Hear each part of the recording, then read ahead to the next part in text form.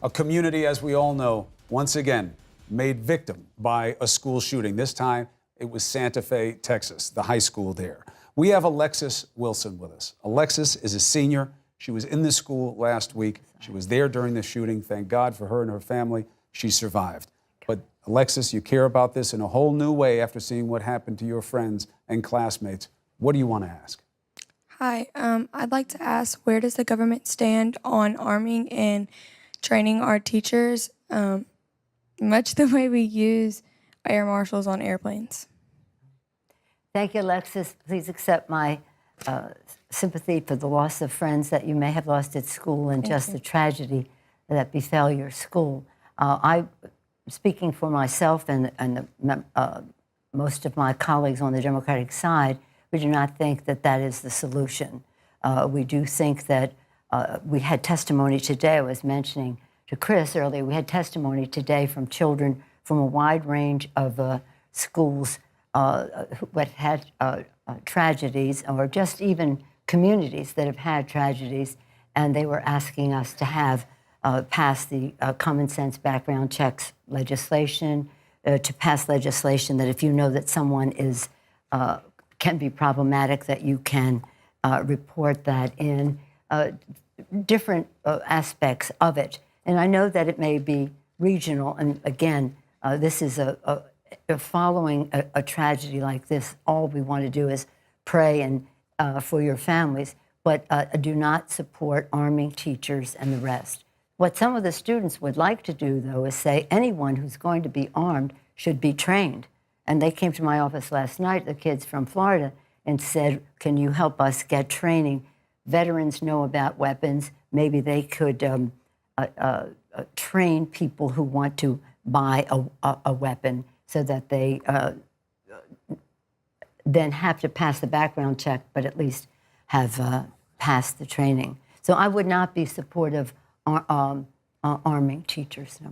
Do you feel that there's a little bit of an either-or problem with how we're trying to approach solutions? First, let's be honest, we haven't gotten anything done, right? What killed me when I had to go down to Santa Fe again was it's getting so hard to look in the eyes of kids like Alexis. You're happy to meet her because she's a senior. She's going to go on with her life. Thank God she survived, and she's got better days in front of her. But their families, every time, they're never going to be the same, and nothing gets done about it because it seems that there's an either-or. Will you put armed guards in the schools? No, we don't want to talk about it. Let's not talk about hardening the schools. But the building we're in now, the building that you work in, the point of entry there is secure. You don't walk in with a trench coat with a shotgun underneath your jacket and get in. It doesn't happen. You know this. Why can't that be part of the equation? Talk about universal background checks. Fine. Talk about mental health, how to identify them, the money for treatment. But why either or? Why not make the schools safer? I know it's a state issue, but they're going to ask for money. And that's where the federal government comes in, that you could offer the money to make schools so that when you go there as a guest and you walk in, of course they'll have multiple points of egress for emergencies, but you're going to be looked at when you go in that school, and you're not going to walk in with a gun under your coat. In our omnibus bill that we passed just a few weeks ago, we have 1.8, I think it was 1.8, but it could be $1.6 billion in there for this purpose for schools to give them an opportunity to secure them. And those schools have to make those decisions. But it isn't, the children should not have to be worried about going to school as a place that violence can occur. That doesn't mean they shouldn't take the precautions, whether it's through infrastructure or whatever else they may decide that they need. But I don't think you should consider it in any way an answer to what we have to do to have responsible background checks for people who want to have a gun. Most people in the National Rifle Association have had background checks. They know what they're responsible for, but I don't know. But the NRA is against background checks. There are other things that we can do in terms of public policy and also in terms of mental health that is very important in all this. But it is not. This is not a total smorgasbord. It is. You have to get to systemically stop people from having guns who shouldn't have guns in the first place. And that's why we have to All right, so let's get another question on this topic. This question comes from Michael Neville. He's about to graduate from high school in Maryland. Michael, thank you for joining us. Hi, Michael. Thank you. Leader Pelosi, you've indicated that gun safety will be a top priority of House Democrats over the next 2 years. Yes. However, while you served as Speaker of the House from 2007 to 2011, gun safety was not a primary concern of your caucus or your party, and no meaningful gun reform was passed. As the American people cast their ballots for the House of Representatives this November, why should we believe that your priorities will have shifted? Well, let me just say this, that we did do some things when we had the majority.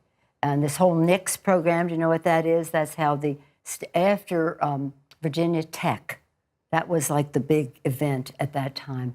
What was suggested that we would have this program, this NICS program, the national, how the localities give the information so that there is a database where people can check in to see if somebody should or should not have a gun. We did that. We strengthened it. We gave it more money, and we recently gave it more money as well. The world has changed since then. People are much more receptive to having gun legislation. You have to have 60 votes in the Senate. Remember that. You have to have 60 votes in the Senate, and that is a major obstacle to getting many things done.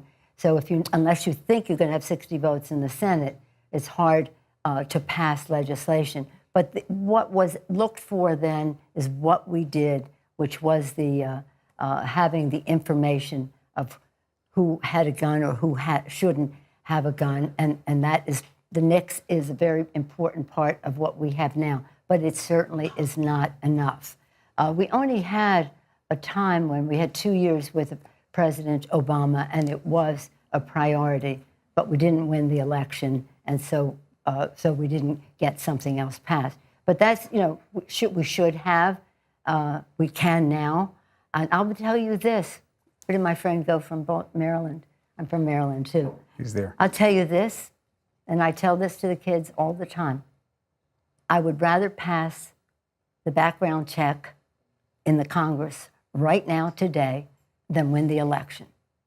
Because it would save, doing it sooner would save, All right, let's get to another issue here that's on people's minds. Last year, President Trump... That's usually Chris's question. I don't know. Listen, look, we had two questions on the shootings because I don't know anything else that's consuming our culture with so much fear and a sense of helplessness. Yes. I heard my own kid, she's 15 years old, talking with her friends about nonchalantly, okay?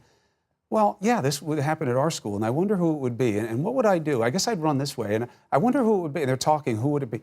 And I'm sitting there. What a failure as a parent, I feel like, in a moment like that, when my kid sees this as something that's as likely to happen as, anything else that happens in life. So obviously, the need is great. But let me just say this one thing. May 29th is a day when the students, starting in Florida students, but students across the country, are going to have a national registration day. And it is, if you're 17, but you're going to be 18 by the election in November, you can register to vote.